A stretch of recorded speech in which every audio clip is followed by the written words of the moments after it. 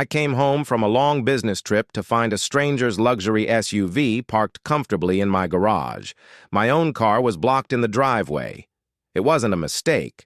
The HOA president, Brenda, had decided my empty garage was her personal parking spot.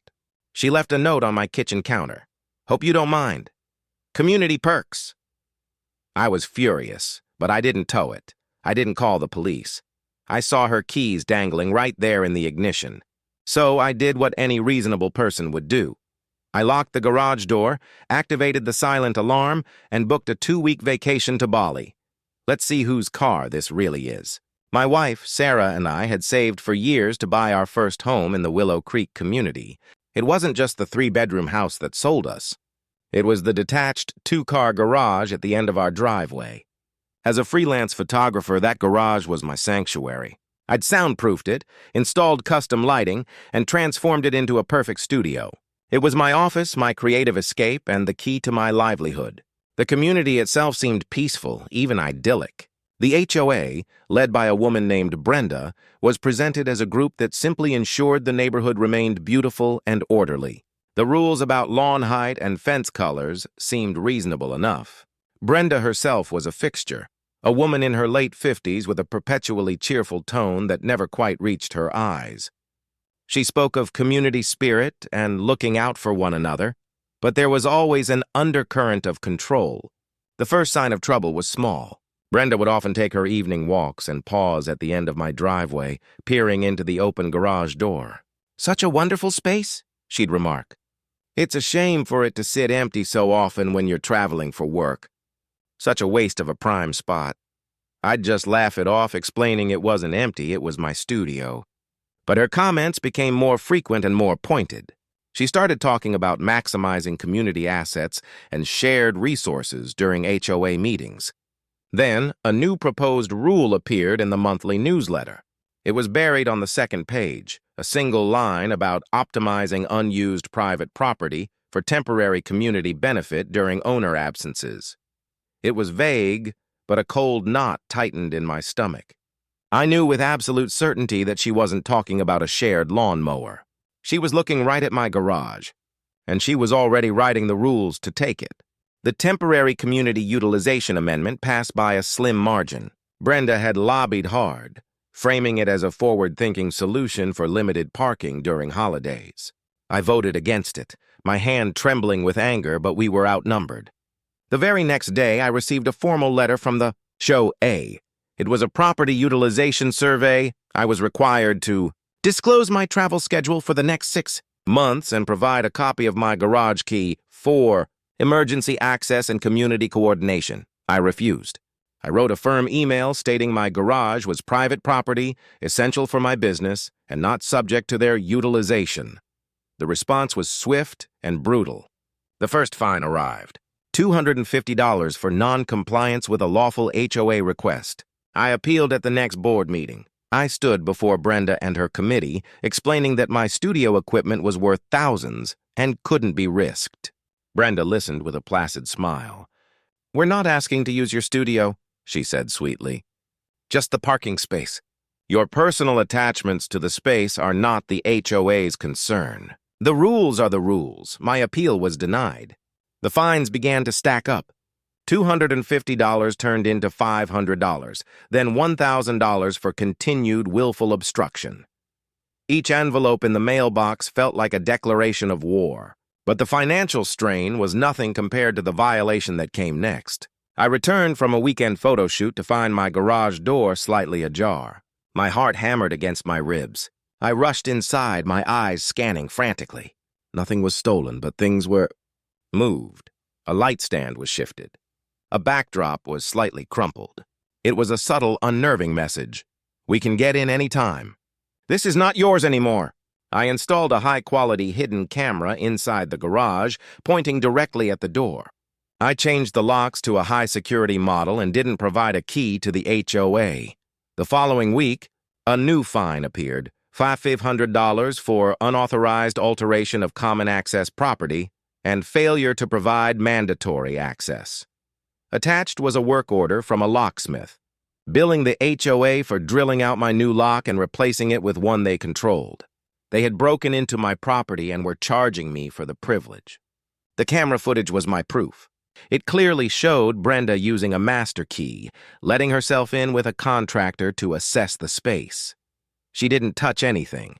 She just stood there, arms crossed, surveying my studio as if it were a storage unit she was about to clear out. I took the footage straight to the police.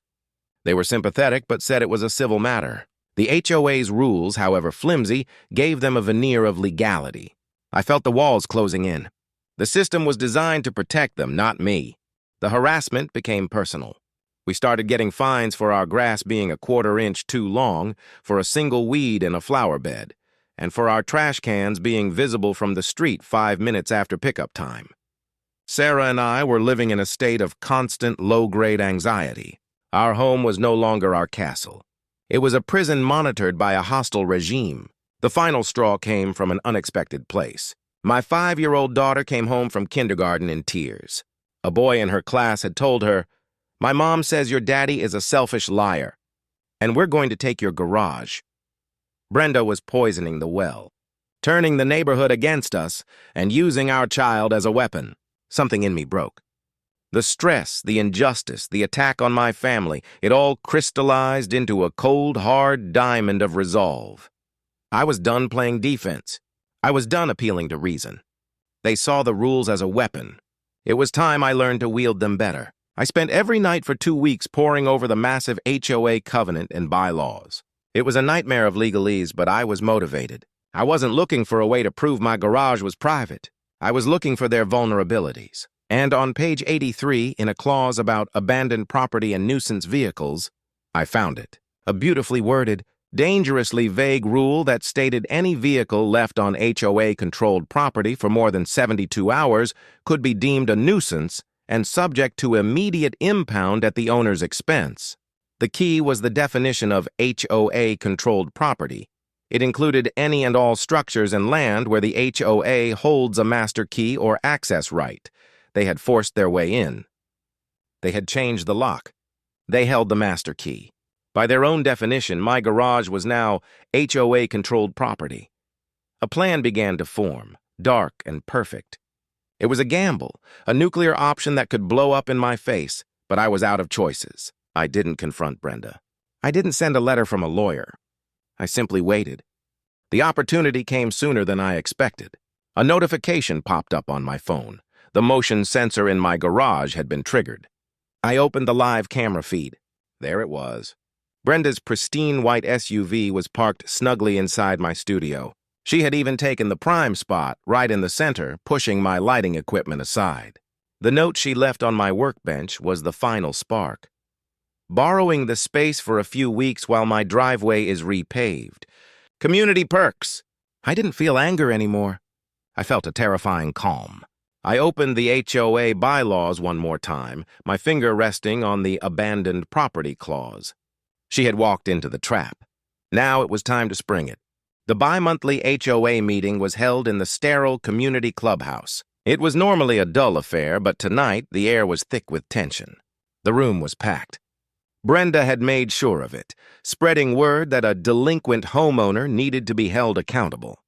I sat in the back, a single manila folder on my lap, my heart pounding not with fear but with anticipation. Brenda took her place at the head table, her expression one of solemn duty. She began with the usual mundane reports, but her eyes kept flicking to me, a predator waiting to pounce. Finally, she reached unfinished business and violations. "And now," she said, her voice dripping with faux regret, "we have the continued non-compliance of a homeowner regarding the temporary community utilization bylaw. Despite numerous fines and warnings, he has actively obstructed community access to a designated asset." All eyes turned to me. I could feel the weight of their judgment. Brenda projected a spreadsheet onto the screen. "The fines currently stand at $3,150. Furthermore, due to his refusal to cooperate, we were forced to undertake lock replacement, adding another $600 to his debt. We will now vote on placing a lien on his property until this debt is settled." A murmur rippled through the room. A lien was a declaration of total war. "Before you vote," I said, my voice clear and steady as I stood up, I have a point of order regarding the definition of HOA-controlled property. Brenda sighed theatrically. We've been over this. Your garage falls under the bylaw. Oh, I'm not disputing that, I said, walking to the front of the room. I felt 100 pairs of eyes on me. In fact, I agree with you completely. The room went silent. Brenda looked suspicious, her smug smile faltering. I opened my folder. According to our covenants, Article 12, Section 4, any vehicle left on HOA-controlled property for more than 72 hours is deemed a nuisance and can be impounded at the owner's expense. I looked directly at Brenda. You defined my garage as HOA-controlled property when you forcibly installed your own lock and held the master key. You put it in writing. I could see the first flicker of confusion in her eyes. What are you talking about? What vehicle? I nodded to my lawyer, who was sitting by the door. He tapped his phone, and the massive screen behind Brenda changed from the spreadsheet to a live time-stamped feed from my garage security camera. There, in crystal-clear high definition, was her white SUV, parked proudly in the center of my studio. A gasp went through the crowd. This vehicle, I said, my voice growing louder, has been illegally parked on this HOA-controlled property for 87 consecutive hours. It is blocking my business equipment, constituting a safety hazard. As a concerned homeowner, I am simply asking the board to enforce its own rules. Brenda was on her feet, her face flushed with panic and fury. That's my car! You can't touch that! This is ridiculous! Is it? I asked, pulling another document from my folder. This is the work order you signed, authorizing the forcible entry into my garage and the installation of a lock for which the HOA holds the only master key. You declared my garage your territory, Brenda. I'm just agreeing with you. I turned to the stunned audience. The bylaws are clear. A nuisance vehicle must be impounded immediately. So, as a law-abiding member of this community, I fulfilled my duty. I called the HOA's authorized towing company 2 hours ago. The room erupted. Brenda's mouth opened and closed, but no sound came out. Just then, as if on cue, her phone buzzed loudly on the table. Then it buzzed again, and again. She looked down at the screen, her face turning a ghostly white. A video call was coming through. I had given her number to the tow truck driver. Answer it, Brenda, I said calmly. Put it on the big screen. Let's all see the community rules being enforced. With trembling hands, as if in a trance, she accepted the call and fumbled to project it. The massive screen now showed the face of a tow truck driver, the flashing amber lights of his truck painting his face in streaks of light and shadow. Ma'am? The driver said, his voice echoing through the silent, shocked clubhouse. We have your SUV hooked up. You're the owner, right? We're going to need you to come down to the impound lot to settle the fees. It's $350 for the tow, plus $150 a day for storage. The camera panned, showing Brenda's prized SUV being winched up onto the flatbed, right in the middle of our quiet suburban street, in front of all her neighbors. The look on Brenda's face was one of pure, undiluted horror. It was the look of someone watching their own kingdom burn to the ground. The room was in an uproar, with people shouting, some laughing, and others demanding answers. I leaned close to her, my voice low but firm, cutting through the chaos. You wanted to use the rules to steal my property, so I used them to take your car. I turned and walked out of the clubhouse, leaving the bedlam behind me. The war was over in a single devastating strike, but the battle for the aftermath was just beginning. The fallout was immediate, public, and utterly decisive. The video of Brenda's SUV being towed, juxtaposed with her live, horrified reaction, spread through our community's social media channels like wildfire. Overnight, the narrative flipped completely. I was no longer the selfish homeowner, but the clever underdog who had used the HOA's own weaponized bureaucracy to win. Brenda, however, was now the laughingstock, her authority shattered in the most humiliating way possible. She had to pay the $350 towing fee and the daily storage costs to get her car back. But the financial cost was the least of her problems. The real consequence was the total collapse of her credibility. The silent majority of neighbors, who had been cowed by her for years, saw a chink in her armor and seized the opportunity. A petition for a special election to recall the entire HOA board circulated and gained signatures by the hour. Facing certain and very public removal, Brenda and her entire slate resigned before the week was out. The legal aftermath was a formality. With Brenda gone, the new interim board, comprised of previously quiet neighbors who were just as fed up as I was, immediately voted to rescind the temporary community utilization bylaw. Every single fine they had levied against me was wiped from the books. The lien threat vanished. Furthermore, they passed a new rule explicitly stating that private garages were sacrosanct and off-limits to the HOA, closing the loophole for good. The locksmith was sent back to my house, this time to remove their lock and restore my own at the HOA's expense. The personal victory was the sweetest part. The weight that had been crushing Sarah and me for months finally lifted. The constant anxiety was replaced by a profound, quiet peace. Our home was ours again. My daughter stopped hearing whispers at school. In fact, other parents started inviting her to play dates, a subtle but clear acknowledgement that the social ostracization was over. Walking through the neighborhood no longer felt like navigating a minefield. I could work in my studio without looking over my shoulder. The sanctity of my space finally restored. But what about Brenda? The consequences for her were more fitting than any fine. She became a ghost in her own neighborhood. The woman who had once held court at the community mailbox now scurried from her car to her house, avoiding eye contact. Her reign of petty tyranny was so thoroughly broken that she had no social capital left. The community perks she loved to tout were now denied to her. About 4 months after the meeting, a for sale sign appeared on her lawn. There was no dramatic goodbye. She simply packed up and left, erased from the story of the community she had tried so hard to control. The long-term impact was a fundamental shift in the balance of power at Willow Creek. The new HOA board, chastened by the near disaster, operated with a new ethos of transparency and respect.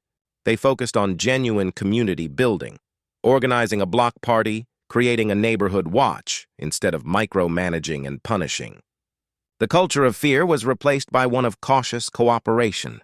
My relationship with my neighbors was complex, a mixture of respect from some and lingering awkwardness from others, but the hostility was gone. We had all witnessed the absurdity of the power struggle and were collectively weary of it. So what's the ultimate takeaway from this entire ordeal? It's not that you should immediately tow your HOA president's car. It's this. Bullies, whether on a playground or in a homeowners association, operate on a single fragile principle: that you are too afraid to fight back. They weaponize rules, not because they love order, but because they love control. But every weapon can be turned against its wielder. Brenda never expected me to read the rule book. She never expected me to fight back with her own favorite tool. She assumed I would either submit or explode in a way that would make me look unreasonable. But I chose a third path: patient, strategic, and utterly lawful compliance. I didn't break a single rule. I simply used their own rule to prove a point they never saw coming. Your home is your sanctuary. Your peace is non-negotiable. When someone tries to steal it, you can scream, you can submit, or you can outthink them. I chose to outthink her. Was it worth the stress, the sleepless nights, and the fear? As I sit in my quiet garage studio, the familiar click of my camera the only sound, watching my daughter ride her bike safely down the sidewalk, I can tell you with absolute certainty, it was. Every single second.